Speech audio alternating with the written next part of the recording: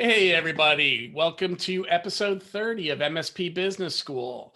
Can't believe we've already hit 30 episodes, guys. Pretty crazy, huh? Wow. Yeah. So today is November 11th.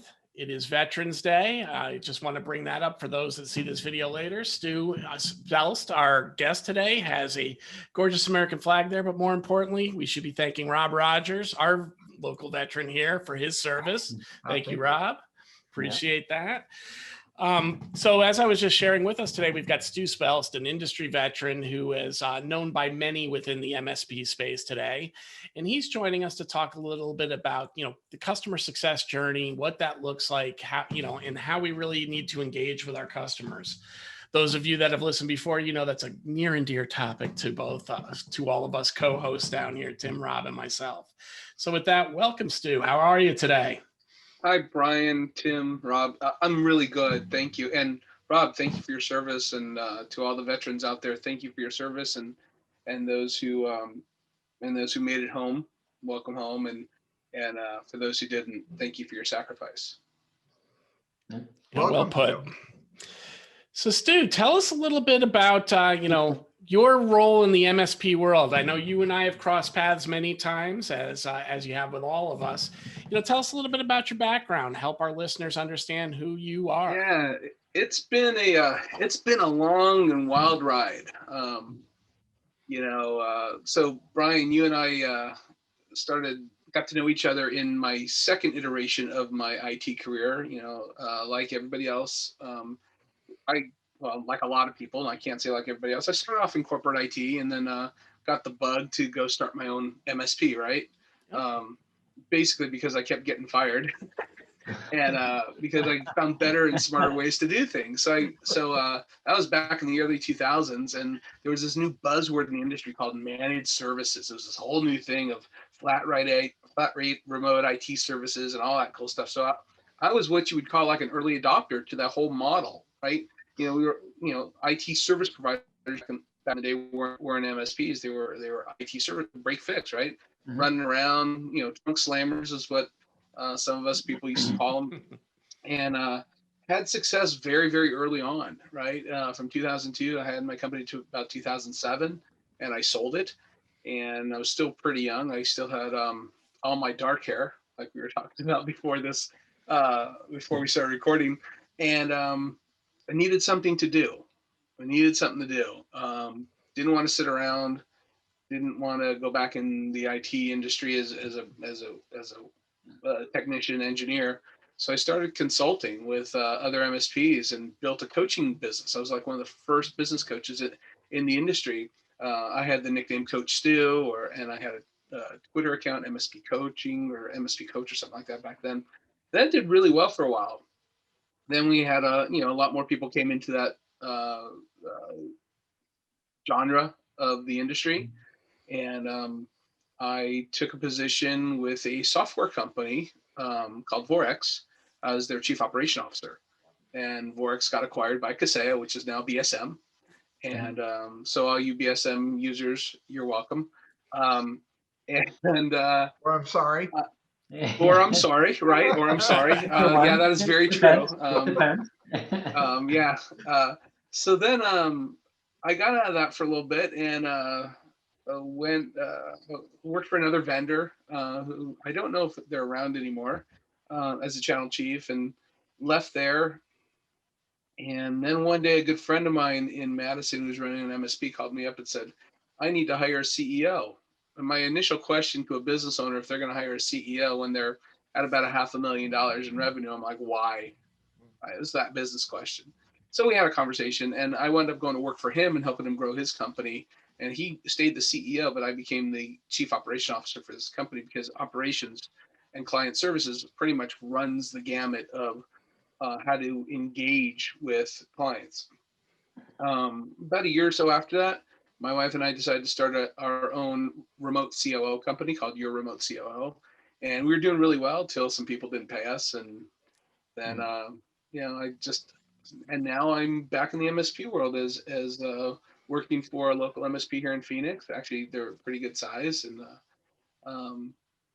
just, I guess, having a good time. I don't know, but each day is different. Each day is uh, hills and valleys, curveballs getting thrown at your head, and you try to hit a couple out of the park, and sometimes you strike out. But either way, I'm still around. I'm just not as what's the word I'm looking for? I'm not as uh, verbal or vocal or um, apparent in the IT industry, but I watch it from a million miles away and keep my ear to the ground. And for the most part, Brian, I just stay out of trouble. Well, we're all trying to stay out of trouble, Yeah. right? You know, Yeah, for if me, there's it's pretty ever hard, if though. there's ever an industry we can get ourselves into trouble, we've chosen it in the IT services industry. But with that said, Stu, I appreciate you sharing a little bit about your background, helping our listeners understand a little bit about you. What I really see here is you've seen multiple generations of the MSP process. I talk often when I'm doing demos about the fact that, I spent most of my career from 2000 to 2010 making money managing and replacing Exchange servers, right? And nobody's making money doing that anymore. So, we've got to make these changes. But I think there's been one consistent, concept that we've all been leaning on, and that is it only works if you're close to the customer. And all of this is relationship based. It's trust based selling. It's trust based servicing. And in order to have really customer success, you got to be engaging with that customer in a manner that they really feel that you know them and are a part of them. So let's talk a little bit about customer success today. You know what? I'm going to pivot from you a minute, Stu, and ask Rob or Tim if you want to kick this off and kind of give us a little bit of your thoughts on customer success. Tim, why don't you start? Yeah, I mean, look, to us, or to me, I guess, to Rob and I, we look at a customer success person there's a ton of crossover, or can be a lot of crossover between that and account manager. Some people will call it an inside salesperson. Really, it's somebody who strengthens the bond with the clients, right? I mean, what's the one, and we've talked about this how many times already on the show, and we're only on 30. I mean, how many times have we talked about just being in front of the client, having a point person who's non-technical, or at least is conversational from a sales aspect, who can just really understand what's going on with the clients and identify any extra needs or wants that they have. I mean, that's huge. And from a technical standpoint, that technical person can't always have that conversation. So it's just, I think our Rob and I's business coach probably says it best, and he's a huge proponent. He's very much like both of you, actually. He started, built, and sold an MSP, and his philosophy was always, before you hire your first salesperson, hire your first account manager to help cultivate your client base, get your profits up, and then use that to buy a salesperson. So that's like it's a very efficient way to grow your revenues on a monthly basis, and especially your project work. If you do it right, it's the gift that keeps giving, right? Yeah. Can I add something to that? Absolutely, Stu. I was about to turn to you. Because you think about like a plot of land, right? Everybody plants seeds. Who are you going to get to farm it? If you keep planting seeds instead of cultivating what you have in the land already, those plants are going to die because you're going to ignore them. I've seen it way too many times in MSPs, coaching MSPs for 7 years all over the world.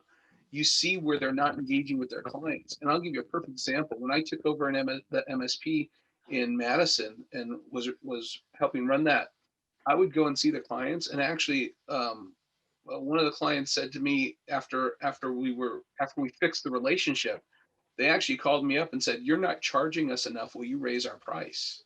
I don't know how many MSPs that are listening to this, or how many service providers that are listening to this, has ever gotten a client, call them up and say, "Hey, you need to charge me more."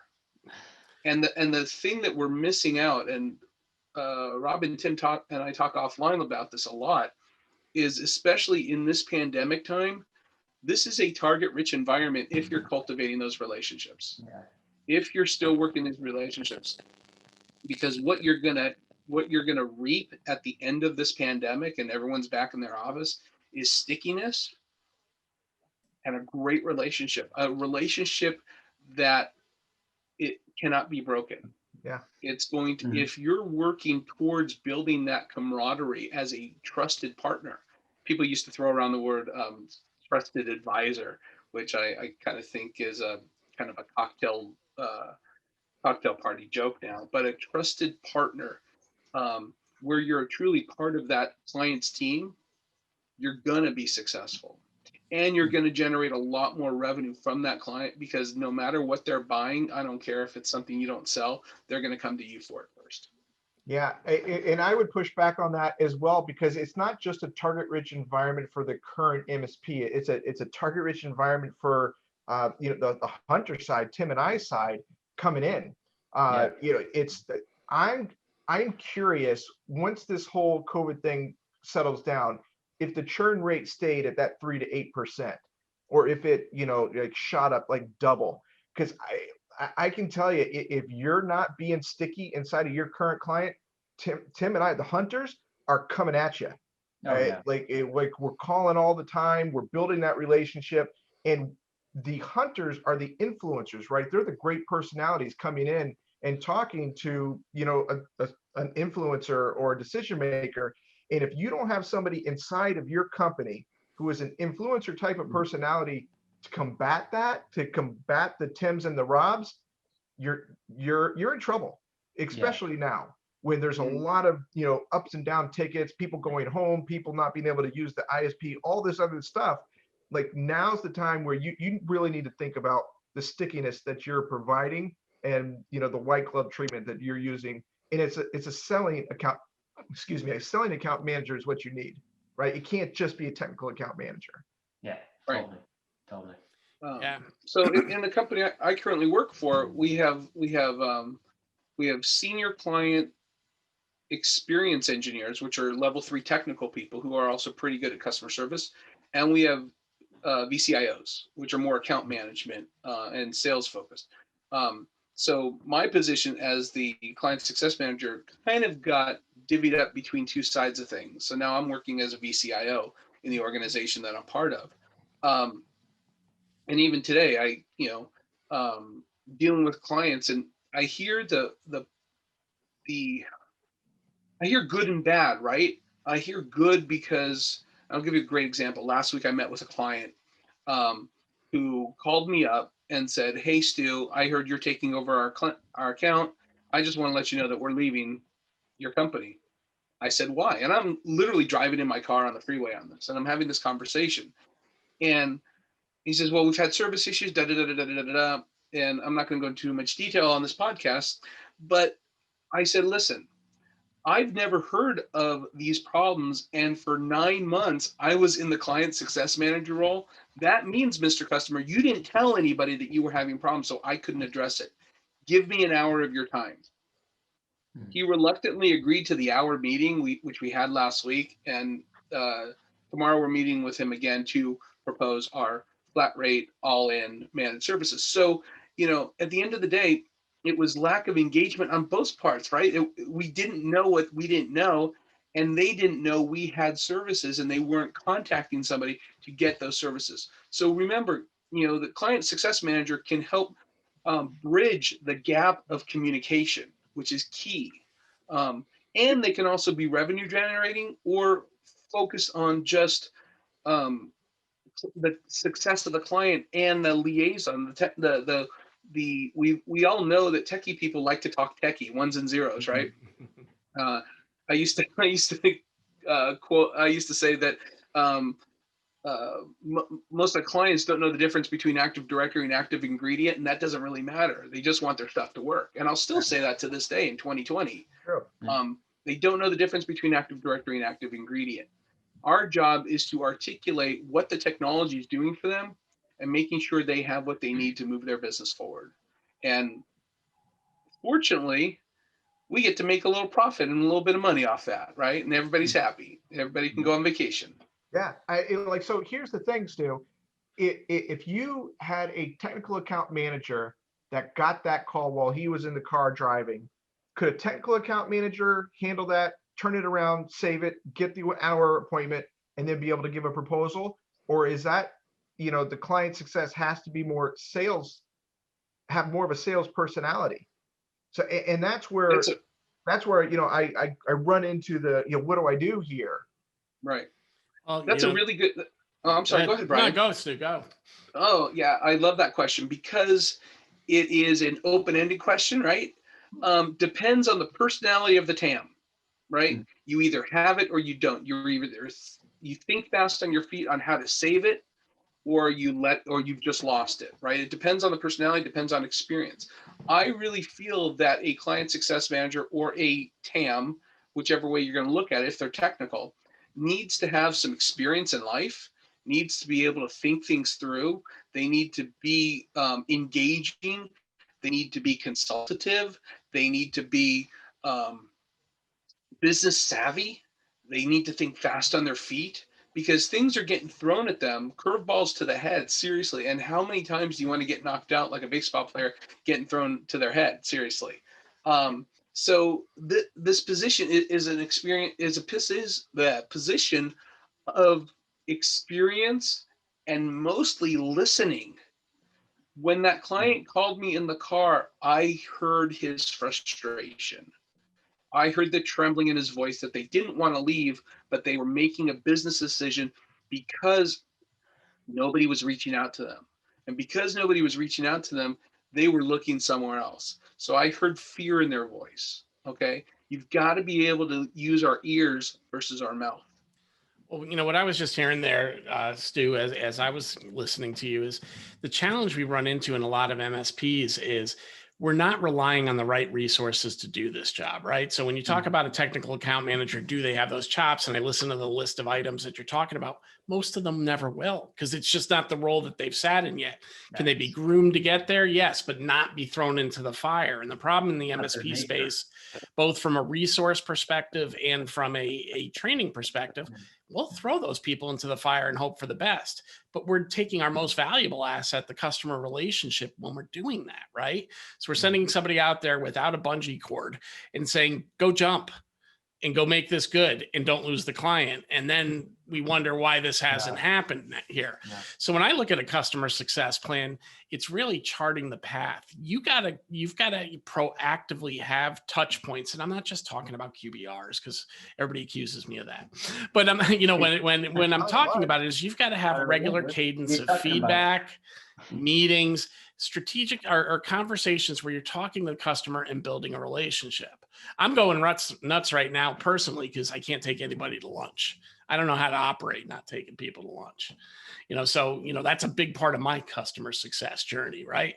Travel's not there anymore. So, you know, we can't go out and, you know, I was supposed to do a whole East Coast swing this summer where I was going to stop at a bunch of clients and go RV. And yeah, that didn't happen because of the COVID restriction. So how do we find different ways to engage with these clients and ensure client customer success? Because back to where Rob was talking about, there's a huge amount of opportunity, especially in the security space, as we now geographically disperse our workforce. So, you know, with that said, I'd love to get your guys' thoughts on, what are some of the tactics we can take for customer success so we don't end up having to do it in stress and duress like you just illustrated, Stu.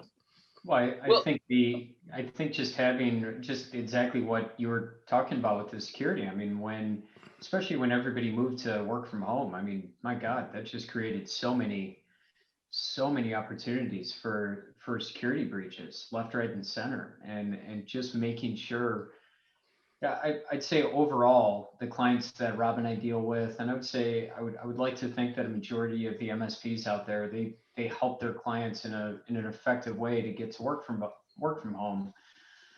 But I mean, come on, how many people were really ready for that many people and that many open opportunities? You know, nobody. But here's where I think the missed opportunity is in a customer success journey, and I'd like to hear your opinion, Stu and Rob, on this as well. The missed opportunity is educating the client without just asking them for the sale, right? Hey, okay, we got this moment that none of us expected in March where we all of a sudden had to turn our companies into remote distributed geography companies, right? But did we take time after that, do a post-mortem? What worked? What didn't, Mr. Customer? Who were the people that were struggling to work? What training do we need to get those people, even if it's not something we facilitate? Now let's talk about the practical concerns if this is going to be ongoing. These are the security concerns we got to look at. At which point do we want to execute on these ideas? Because let's face it, if this is a 3-month pandemic, which we were all very hopeful it was going to be back in March, Yep. that would come with a different solution set than what we're seeing now, which is we're probably still not going to be 100% inoculated till maybe mid next year, right? So we've got we might be only halfway through this thing, right? So when you look at it in those terms, it brings different conversations. And this is where, in that customer success journey, we often overlook those nice little points in the relationship where we can just go in and go, hey, let's chat. Let's look at this problem, have a discussion, and promise ourselves we're not going to try to solve it right now in the room. Let's just figure out what's going on and talk a little bit about it. And again, that's why I miss lunch, because that's when I used to do that stuff. Anyway, Stu, why don't you tell us a little bit about your thoughts on that and kind of some of the steps maybe you take? My thoughts are, I think the entire industry missed it. I mean, swung and missed. I know we could, even the company I work for now, we could have done a better job preparing our clients when we started hearing about the pandemic. I think we did a little bit, but we were reactive to the getting people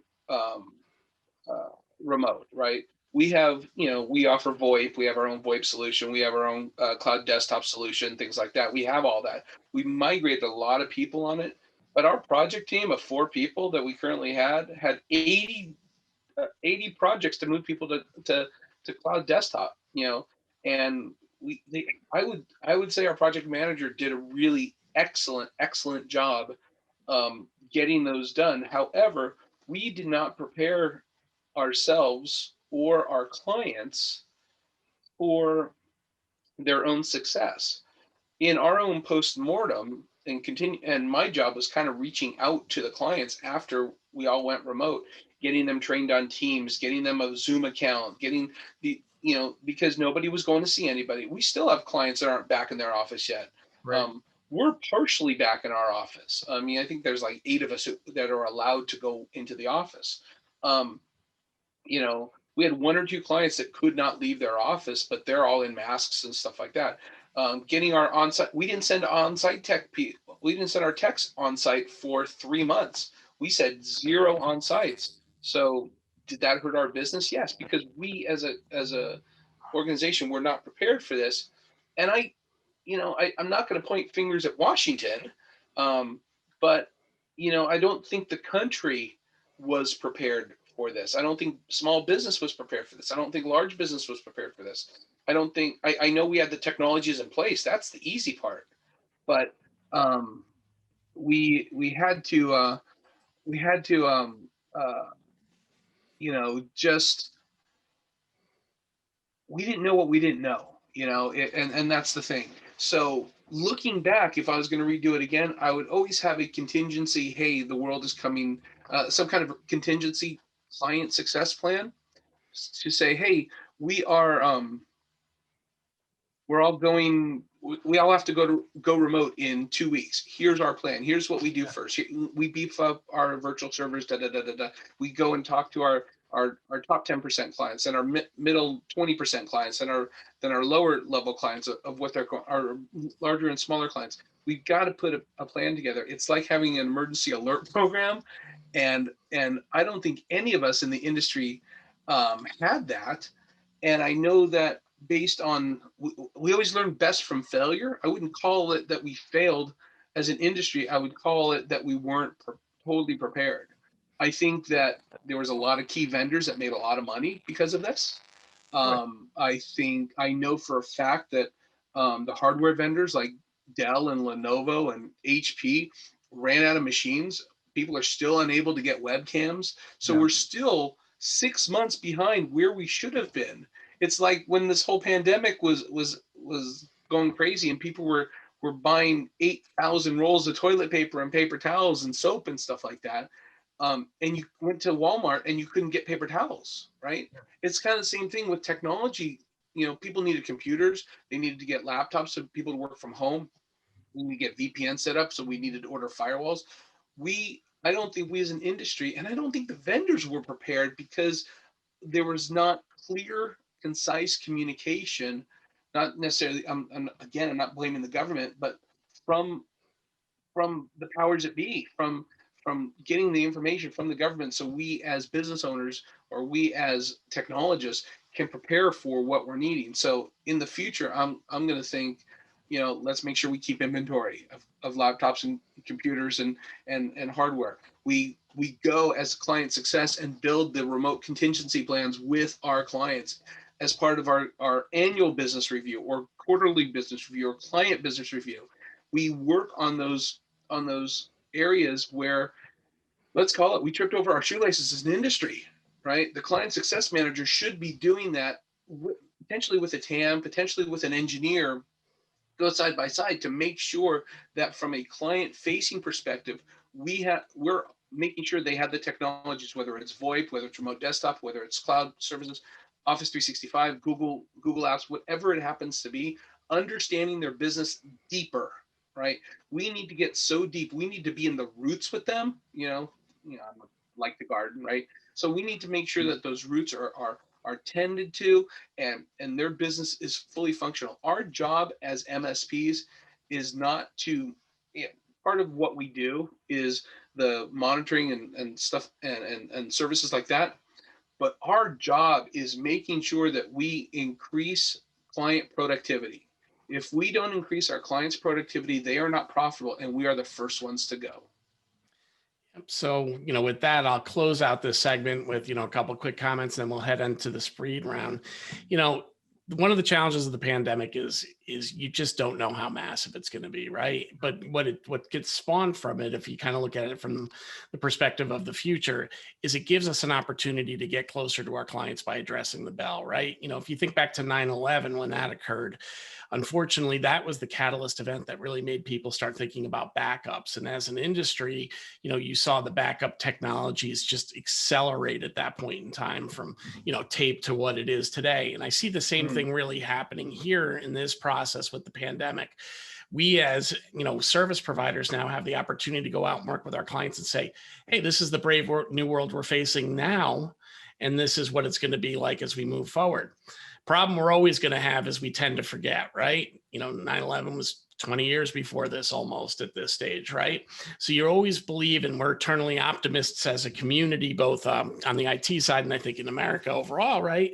Hey, this isn't going to be as bad as we're going to be, and we're going to figure out it until we get in it, right? And then we respond. So that's my closing statement on that. But from a customer, how it relates to customer success, just keep listening, keep talking to the customer, keep your eye on what's coming forward, and keep them educated. So with that, Rob, I'll turn it to you. You want to take us home with the speed round? Good thing. All right, Stu, you ready? 5 questions coming your way. All right, go slow because I'm old. Be scared, man. Be scared. It's gonna be super tough, complicated. All right. Number 1, text, talk, or Teams? Talk. Number 2, music, movies, or TV? Music. Everybody, yeah. What age do you want to retire? Yesterday. Mac or Windows? Yes. If you could do anything outside of tech, what would it be? I would be a chef.